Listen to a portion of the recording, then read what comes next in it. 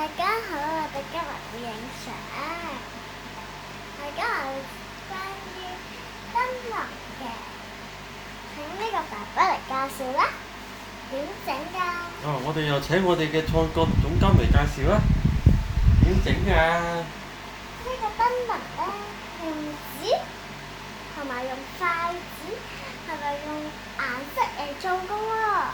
但係咧，只係用噴墨嚟做嘅喎，係咪？咁咧，而家我就請爸爸解釋啦。拜拜。好啦，我哋又請解釋完嗰個人再解釋啦。我哋又請鄧卓欣，我哋俾掌聲佢。同埋咧，呢個燈籠可以轉彎嘅，好犀利嘅。同埋呢個燈籠上邊有個月亮嘅，個月亮咧好圓㗎，係咪？但係咧，我哋今次唔係整個月亮喎，我哋咧整個燈籠嘅。係食月餅喎。係啊。鄧卓欣，你食得啖先。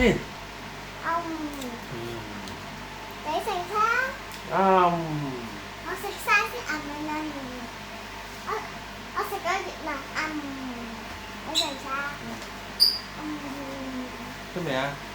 我哋咧同埋咧後邊有盞燈啊嘛，黑色一粒就係嚟㗎啦，一粒粒。